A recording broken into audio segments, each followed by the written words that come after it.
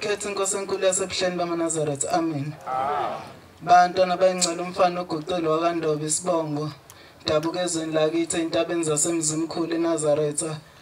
Kumvangeli uXaba umshumayeli inhlangulelo umkhokheli umjilo. Ngoba ngingumntwana ophathekana lapha eThekwini ngiphethwe. Ngisuka lapha ethempelini elisezase village eThembeni. Kumkhokheli uMantusi. Amen. Cha bantwana bahle ngithi kangingasali. Ngelinye ilanga bayingcele ngisendleleni eyayiphikelele emsebenzini.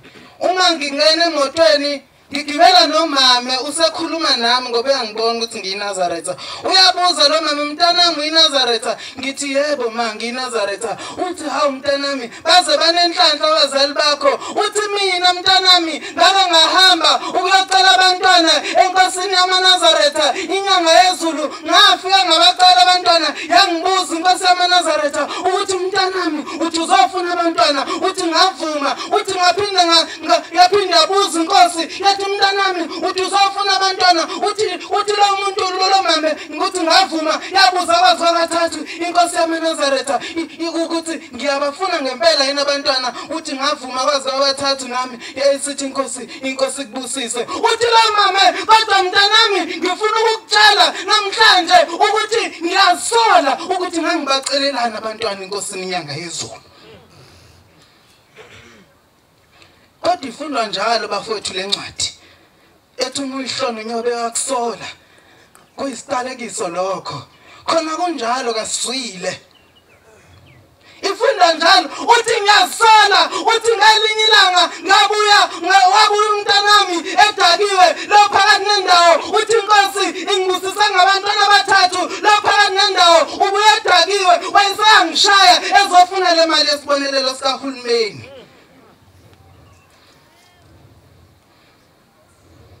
Ngifisa ukusho lokhu namhlanje. Mhlasimba bafowethu kufanele ngimcacisele. La kule nkonzo yakanabasho makusehlula ukwazi abazali bethu ngicabanga ukuthi akusifanele ukuba kule nkonzo yakanabasho. Ngoba inkonzo yakanabasho ifundisa inhlonipho, inkonzo yakanabasho ifundisa umgidi, inkonzo yakanabasho ifundisa zonke izinto ezinhle zesonto. Kodwa ukuphikisana nabazali bethu akusifanele bafowethu. Makusahlula ukulalela abazali bethu mhlasimbe akusifanele nokuba kule nkonzo yakanabasho. Ngoba umthetho wakanabasho uthi ingane ephansi kwakanabasho kayiphikisani nomzali.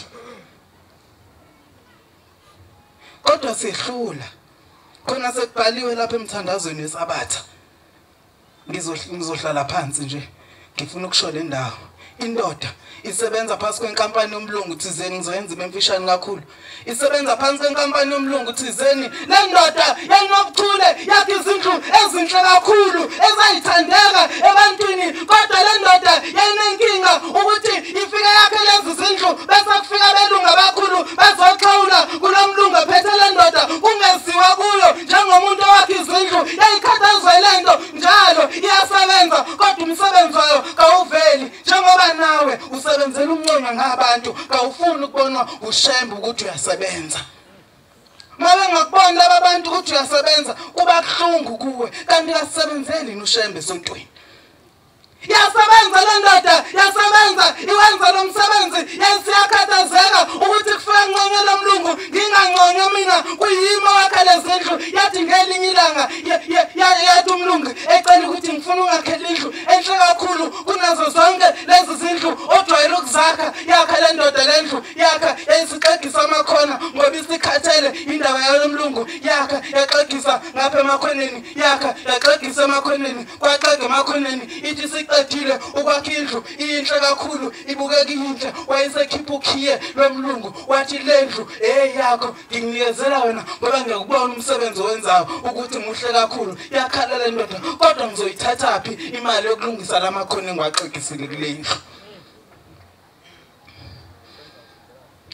Ngifuna ukusho kanje ngixoxa le ndaba mhlasimbe kayihlobene nendaba kaShembe kodwa ngifuna ukusho lokho ukuthi konke okwenzayo lapha esontweni uzenzela wena kufanele sikuqonde eManazaretha ukuthi ayikho into esiyenzayo lapha esontweni sithi senzela unyazi ifavor kodwa konke esikwenzayo sikwenzela wena mawukhetha ukunikela unikelela wena nabakini mawukhetha unganikeli wenzela wena mawukhetha ukubulala umsebenzi kaShembe wenzela wena kawenzeli umunye umuntu ngiyabonga Nkosi busenikuzwile. Amen.